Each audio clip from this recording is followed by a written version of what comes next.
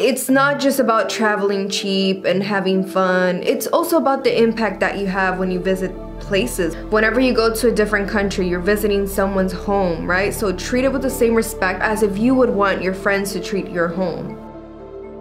Hola, que lo que mi gente, this is Glory from Felicitas Travel, and today we're going to talk about 5 reasons why you should not travel to Hawaii.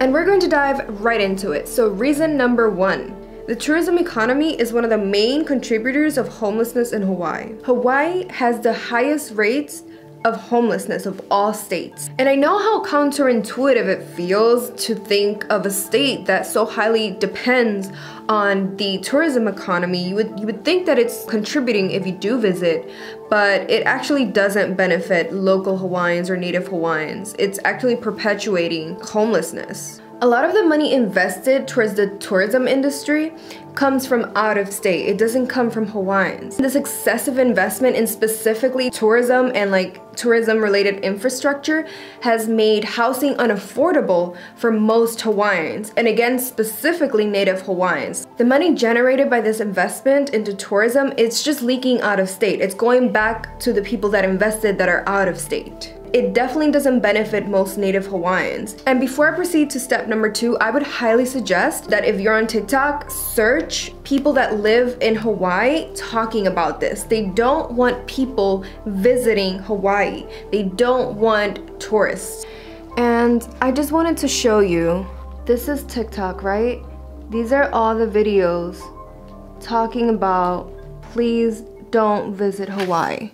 Reason number 2, the tourism industry also directly affects the Hawaiian environment. So every time you visit Hawaii, the building of infrastructure, tourist activities, all of these things harm the environment. It leaves a footprint. And there are no real measures right now that counteract effectively any of that. So all of the carbon-fueled energy needed to operate these huge infrastructures, all of these byproducts like fumes that make the native population sick, the drilling of sacred sites such as volcanoes, the crowded beaches, the tour boats, all of these things contribute to noise pollution, chemical pollution. And I think this is a good moment to remind you guys that one of the reasons that I opened this channel is because I love promoting travel. I think it's one of the best forms of education. You're completely exposed to people who live very differently from you, and it develops your empathy, it makes you culturally sensitive, it just makes you a better person. But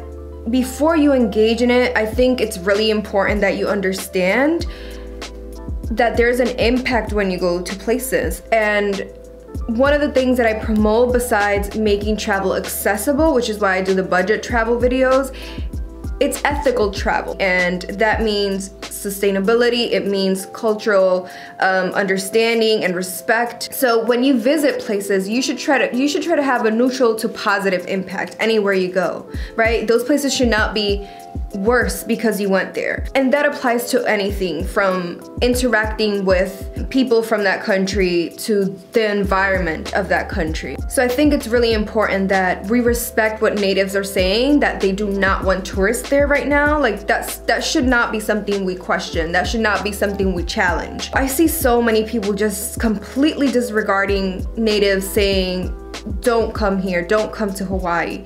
And I see people even moving there. Like it's being gentrified. Hawaii is being gentrified. Unless the tourism industry kind of remodels itself, then it's just gonna continue to worsen.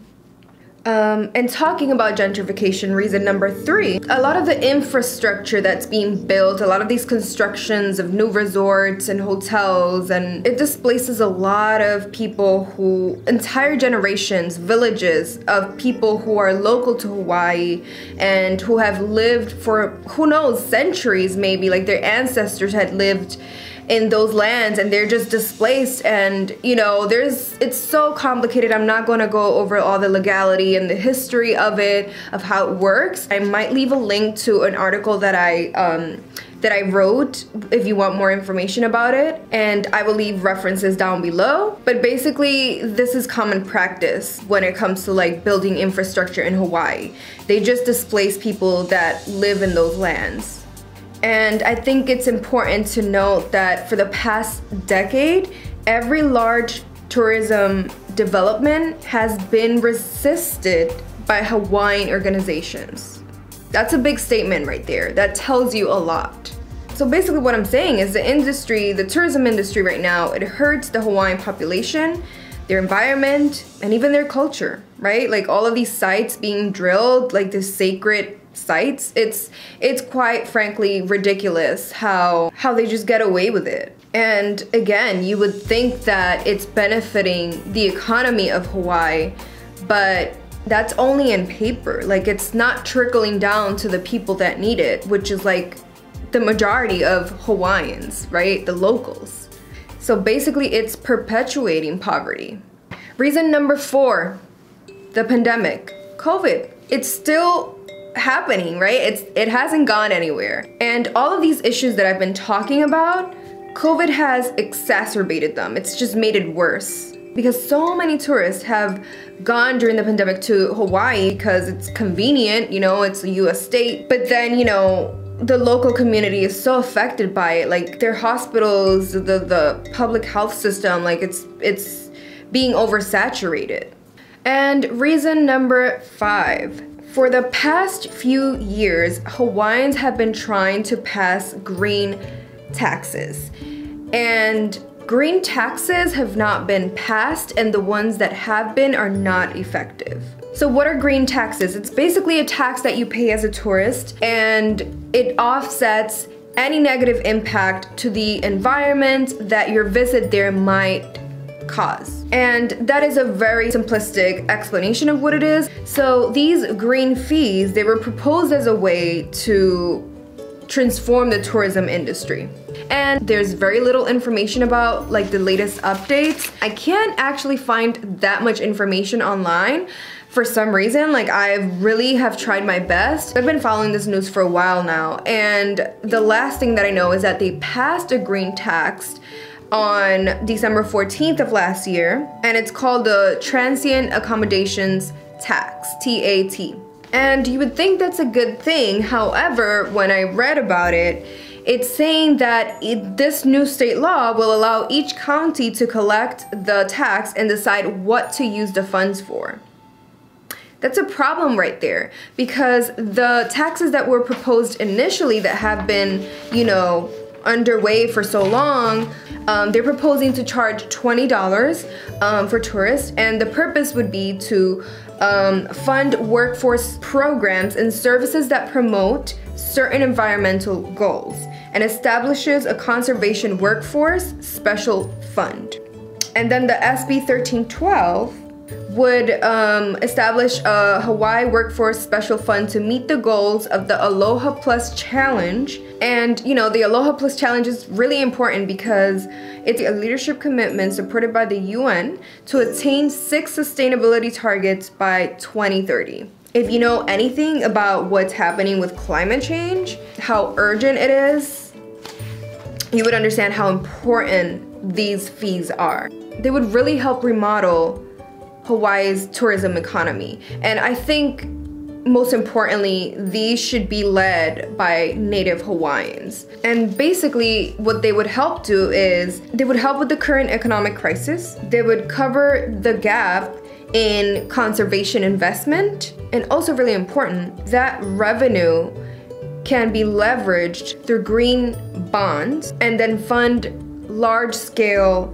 environmental projects. And I firmly believe that until these green taxes are passed and it's a reality, and this money can actually go into like environmental efforts and directly benefit Native Hawaiians, then honestly, I don't want to visit Hawaii. Like, why would I do that? For the past few months, I've started business school, and one of my courses was sustainable business, and it really has renewed my belief that consumers can have an impact, a very real impact, right?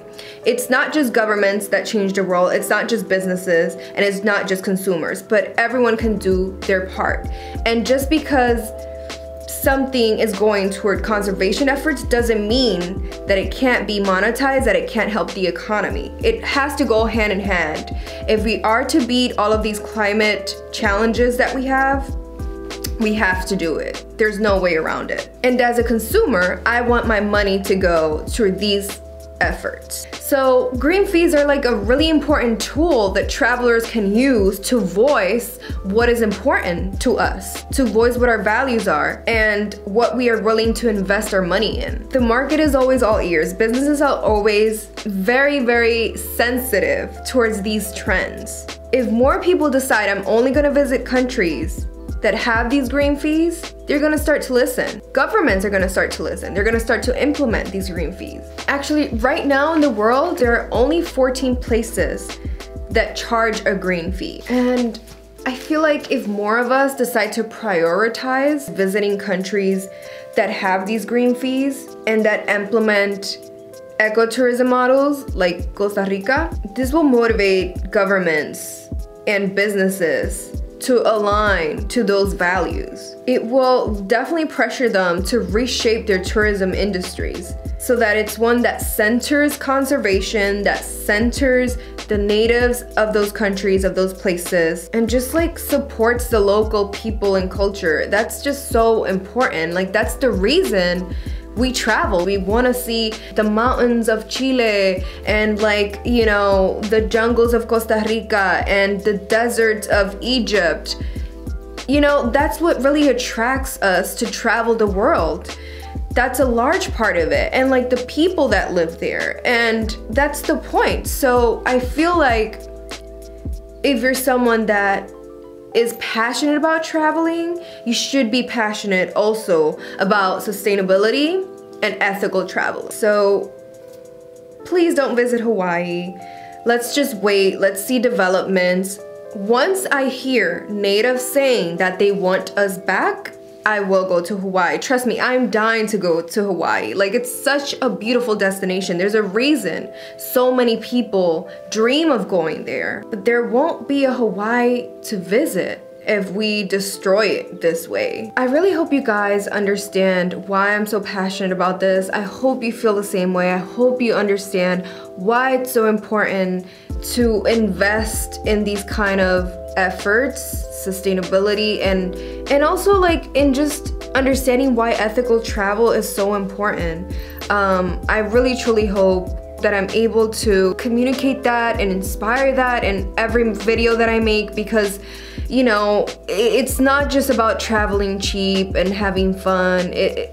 It's also about the impact that you have when you visit places, when you travel the world. Whenever you go to a different country, you're visiting someone's home, right? So treat it with the same respect you would as if a friend invited you to their home, or as if you would want your friends to treat your home. That's all for today. Please don't visit Hawaii. The references are below. Please leave me your comments. If you're a native Hawaiian and I said anything that was like off or wrong or whatever, you can correct me in the comments.